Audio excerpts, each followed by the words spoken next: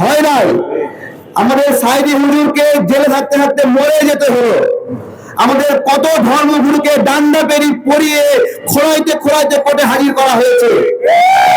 আপনাদের একজন অপরাধী কম থেকে বলা হয়েছে চিন্ময় শিশুদের সঙ্গে খারাপ কাজ করেছে। আমরা হিন্দুদের মিষ্টির দোকানে আর যাব না, আমরা হিন্দুদের দই খাবো না, হিন্দুদের কাপড় দোকানে কাপড় কিনবো না। একজন আইনজীবীকে হত্যা করা হলো। হত্যা করার আগে কি ঘোষণা ছিল ফেসবুকে আমরা আপনাদেরকে জানাতে চাই। তারা ঘোষণা দিয়ে এই হত্যাকাণ্ডটি ঘটিয়েছে। শুনে আগুন নিভাতে যাচ্ছিল পানির বালতি নিয়ে। আগুন নিভাতে যাওয়া দুজন নির্মাণ শ্রমিককে নির্মম ভাবে পিটিয়ে পিটিয়ে তাদের হত্যা নিশ্চিত করলো আমাদের হিন্দু ভাইয়েরা। আমাদের হিন্দু ভাইদেরকে বলছি, এই যে আপনাদের সম্প্রদায়ের দ্বারা আমাদের মুসলিম ভাইয়েরা হত্যাকাণ্ডের শিকার হলো, জাতিগতভাবে কখনো দুঃখ প্রকাশ করেছেন? কখনো মনে হয়েছে যে আপনাদের সম্প্রদায়ের কিছু মানুষ উচ্ছৃঙ্খল মানুষের কাজ করেছে, দুঃখ প্রকাশ করা উচিত? আমরা একসঙ্গে বসবাস করি।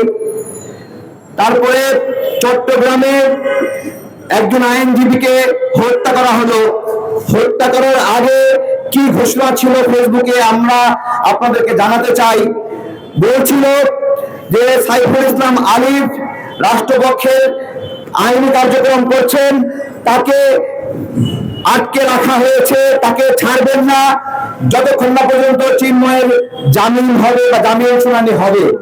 অর্থাৎ তারা ঘোষণা দিয়ে এই হত্যাকাণ্ডটি ঘটিয়েছে।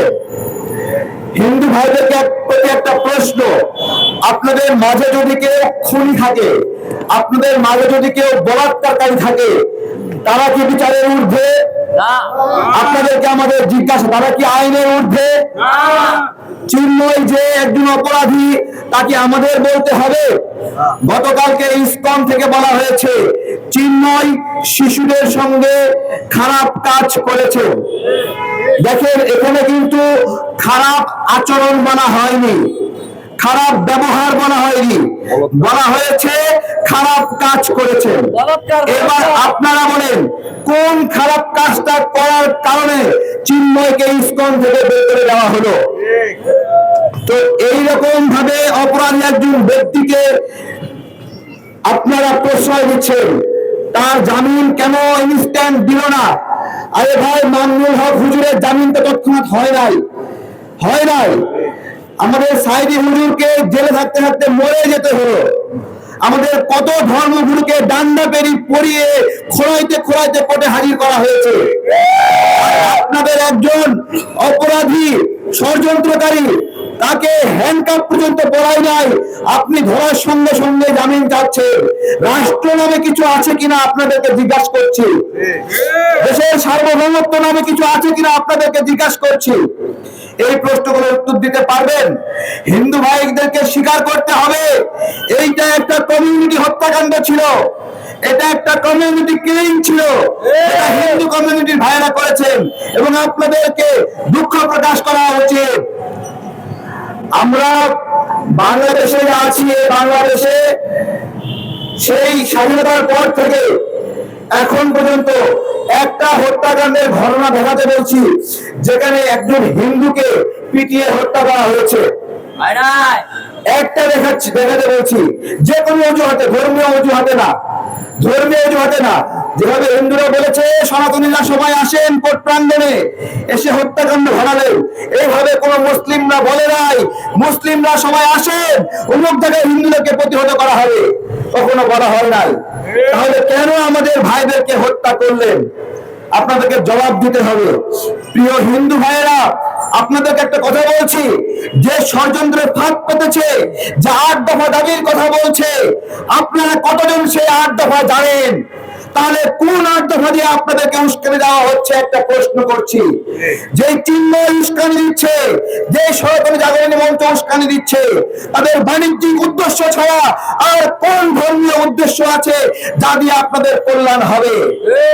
কিন্তু পার পেয়ে যাবে, কিন্তু সাধারণ হিন্দুদের সঙ্গে সাধারণ মুসলিমদের যে সম্পর্কের অবনতি হলো সেই সম্পর্কে কিন্তু উন্নতি হবে না। তাহলে চিন্তা করেন কারা ক্ষতিগ্রস্ত হচ্ছে।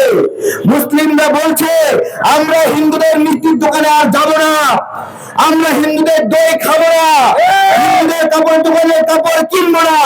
কেন এইরকম কঠিন শব্দ উচ্চারণ করতে হচ্ছে আপনারা বিবেচনা করেন। আমরা দাবি জানাই ফরিদপুরের ঘটনায় যারা জড়িত হিন্দু ভাইরা, সেই হত্যাকারীরা ভারতে থাকুক অথবা বাংলাদেশে থাকুক, তাকে গ্রেপ্তার করে আইনের আওতায় তুলে দেন। চট্টগ্রামে যারা রাষ্ট্রপক্ষের আইনজীবীকে হত্যায় জড়িত, আপনাদেরকে বিচার করতে হবে, হিন্দু ভাইদেরকে বিচার করতে হবে। আপনারা এই খুনিদেরকে বিচারের হাতে তুলে দেন। যদি না দেন তাহলে আমরা মনে করব আপনাদের নিয়ম সম্মতি রয়েছে এই ধরনের হত্যাকাণ্ড গুলোতে। ধন্যবাদ সবাইকে। তাকবীর, তাকবীর, তাকবীর। কারো কাছে স্বপ্ন পূরণ, কারো আনন্দের উপলক্ষ, আবার কারো জীবন পাল্টে দেওয়ার মুহূর্ত, কখনো জীবন বাঁচাতে সর্বোচ্চ গতিতে উড়ে চলা, কারো আবেগের শেষ মুহূর্ত, আপনজনের শেষ বিদায়ে শামিল হওয়া। এমন সব ইচ্ছে পূরণে সর্বনিম্ন ভাড়ায় দ্রুত গতির বাহন প্রবাসী হেলিকপ্টার। আপনার প্রয়োজনে যোগাযোগ করুন আমাদের হটলাইনে।